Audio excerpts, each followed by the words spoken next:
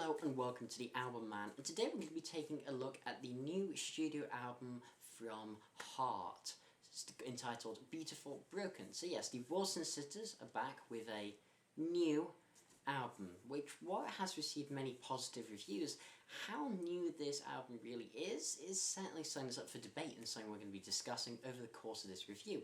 You see, like many classic rock artists, Heart have chosen to revisit their catalogue and re-record some old songs, as well as also throw in some new ones. And I must admit that from the outset, I am not one who is traditionally well disposed towards re-recordings.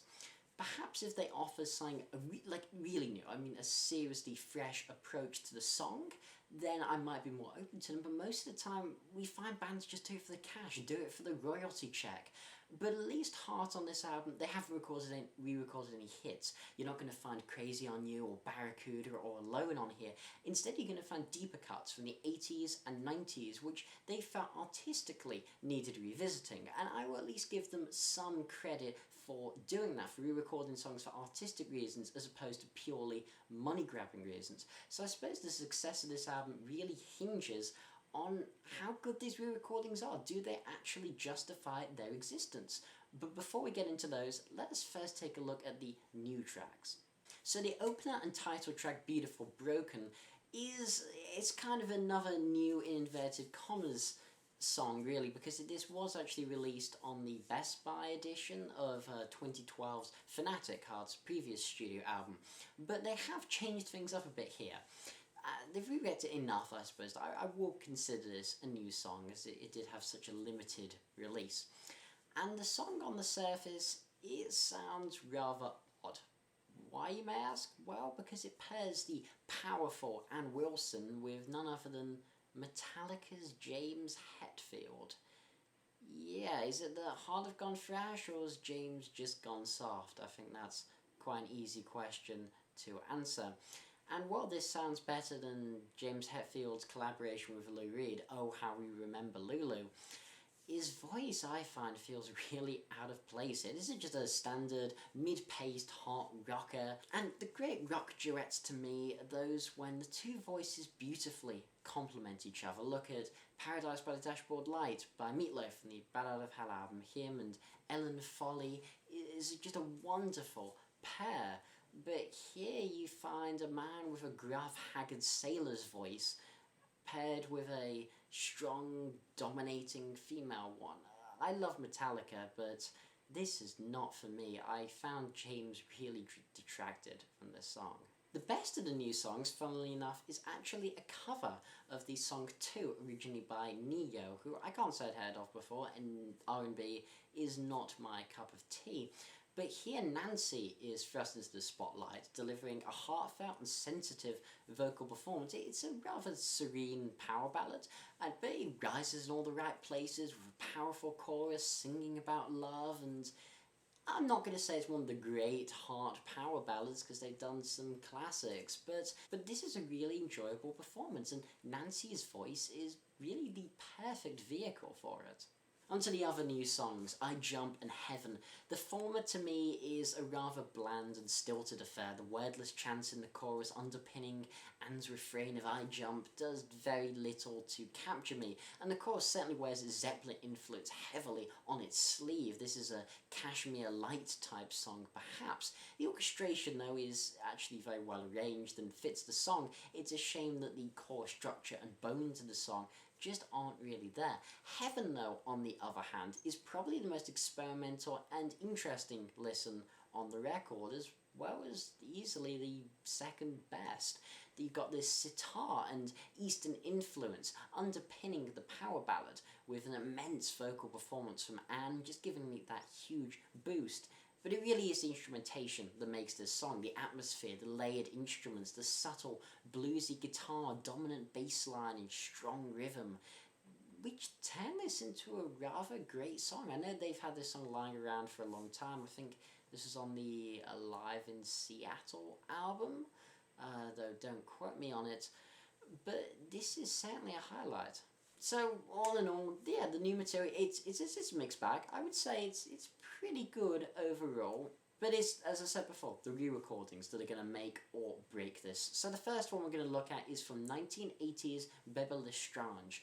These are Down on Me and Sweet Darlin. Now, I've always liked the Bebe Lestrange album. I think this, to me, marks a transition from their 70s hard rock to their certainly far poppier and more synth-led 80s material. It sort of strikes that balance, and I think it strikes it quite well. It's certainly a line that I think Hart would easily go over in a subsequent album, certainly into the commercial realm.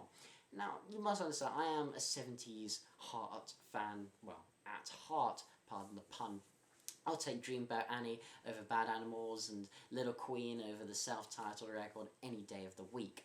But what about these songs? Well, Down on Me, this takes a more distorted blues guitar approach to the song, but in all honesty, I just do not find this to be a patch on the original. While the added guitar licks are nice and provide some nice turnarounds where ones were not previously present, I really felt that the guitar had a slight muddy sound in the production, and just this subtle ambience that I found made the original such an engaging song is really lacking. I think they've gone for more of a brazen, brash approach, and I think it was delicacy that really worked to this song's advantage. Often with the blues, less is more, and I feel this too much just throws the kitchen sink at it.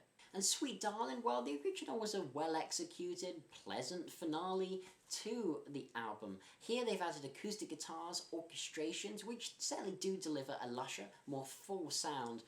But the elephant in the room in these last two songs, I'm going to be honest, is Anne's voice. Look, I will praise Anne for still having a great set of pipes, but let's be real, Bebe Lestrange was made 36 years ago, and obviously her voice is not going to be as good as it was 36 years ago.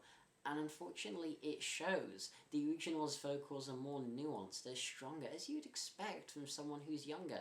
These songs still sound pretty great, but I'm unsure why they felt they needed total overhauls. Maybe give them a remaster or remix, and I mean, perhaps if the production itself of Beautiful Broken was better, instead of being that modern, loud, over-compressed sound we often get in modern records, perhaps it might have worked better.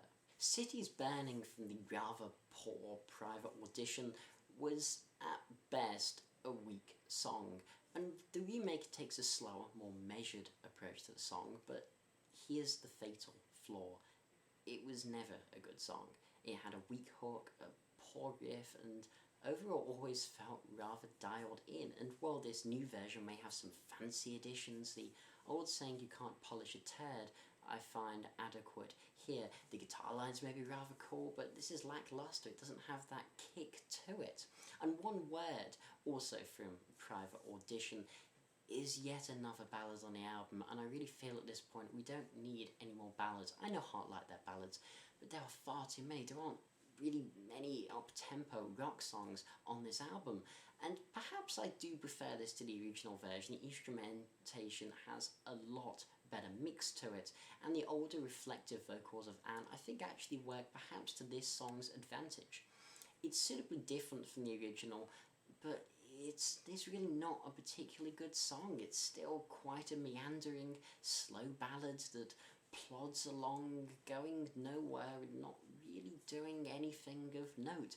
Heaven was strong because of the Eastern take, whereas this is just a standard Heart ballad, inoffensive and unimpressive. The final two tracks are Johnny Moon and Language of Love from the really poor Passion Works, which is famous for its obnoxious 80s synth drums, which just make it a rather unpleasant, almost unbearable experience to listen to today. So I suppose I can see some of the reasons for remaking these songs, but Johnny Moon has always been my favourite from that album, and that's possibly because it has less of the horrible drums on it, with a long intro with no drums, which is good for that album, certainly. It has a lovely chord progression from Nancy and a really melodic, touching performance from Anne. The instrumental and lyrical hooks have always managed to grab me with this song, but this version really does do rather little to actually deviate from the original. Primarily it's, well, switching the electronic drums with acoustic ones and adding some more backing vocals. But again, Anne's voice I just find does not sound as strong here, which is not surprising. This was back in the 80s. Of course her voice was going to be stronger then. I mean, it's well performed, but the feeling of deja vu is far too strong on this one. It is maybe my favourite of the re-recordings, but that's really only because this song was always an enjoyable one, and not because of the re-recording itself. Lastly, we have Language of Love, and this is just another restless ballad ending the album and just trying my patience ballad-wise. This album, I have to say, overall, strikes me as lazy. While the re-recordings vary in quality, I'm not really sure that many, if any of them, were actually necessary. I would far rather have had a whole album of original new Heart songs instead of digging up relics of the past or putting on Best Buy tracks with James Hetfield.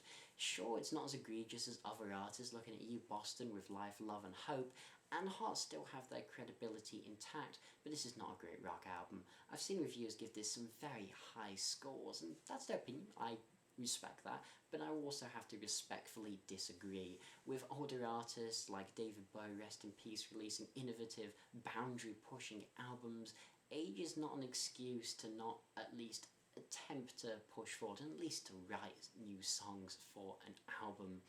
Heart just seems to have lost their ability to kick it out, so to speak. They feel like they're treading water, producing music for music's sake, and I can't really get behind that. This is a 5 out of 10. It's really as middle of the road as it gets. Inoffensive and underwhelming. In parts it's beautiful, but in others it's broken. This has been TheAIbumMan. Thanks for watching, comment, rate, subscribe, and as usual, long live rock and roll.